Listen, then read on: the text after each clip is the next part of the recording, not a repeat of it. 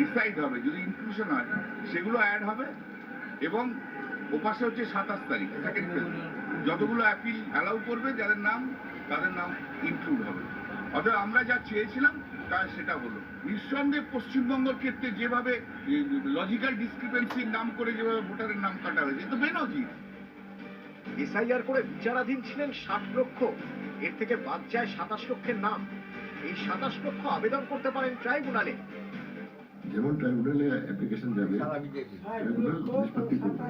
যার যেটা ছিল রিজেক্ট হয়েছিল অ্যাডজুডিকেশনে, যে ট্রাইব্যুনাল থেকে অ্যাকসেপ্ট হবে, ওদের নাম আমাদের তালিকার মধ্যে অন্তর্ভুক্ত হয়ে যাবে। 21 তারিখ পর্যন্ত যত ডিসপোজ হবে ওটা আমরা যোগ করে দেবো। ট্রাইব্যুনালে আবেদনের জন্য বিভিন্ন জায়গায় দেখা গিয়েছে লম্বা লাইন, ভিড়ে ভিড়। এরই মধ্যে সুপ্রিম কোর্ট জানিয়ে দিল, ভোটের দুদিন আগেও ট্রাইব্যুনালে ছাড়পত্র পেলে ভোট দেওয়া যাবে।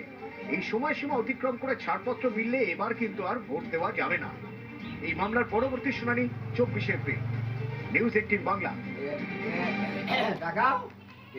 প্রফেসরকে প্রিসাইডিং অফিসার করা নিয়ে কলকাতা হাইকোর্টে মামলা। তারপরে তামাশা বলে তো বিচারপতির। কমিশন বিচারপতিদেরও ভোটে নিয়োগ করতে পারে বলে মন্তব্য হাইকোর্টের।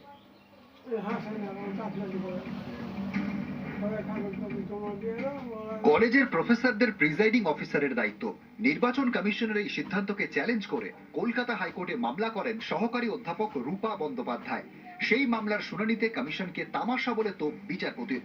কলকাতা হাইকোর্টের বিচারপতি কৃষ্ণা রাও বলেন, নির্বাচন কমিশন বিচারপতিদেরও ভোটের ডিউটিতে নিয়োগ করতে পারে।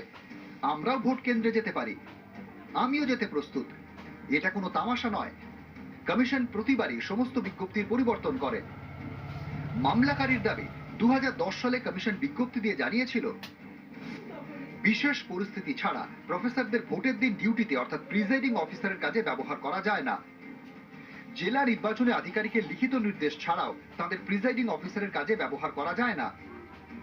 এর পিছনেও যুক্তি রয়েছে। প্রফেসররা গ্রুপ এ ক্যাটেগরির সরকারি কর্মী। প্রিসাইডিং অফিসারকে কাজ করতে হয় বিডিওর অধীনে। কোনো কলেজের প্রফেসরের পদমর্যাদা বিডিওর থেকে বেশি হয়। মামলাকারীর অভিযোগ, কমিশন নিজের দেওয়া বিজ্ঞপ্তি মানছে না।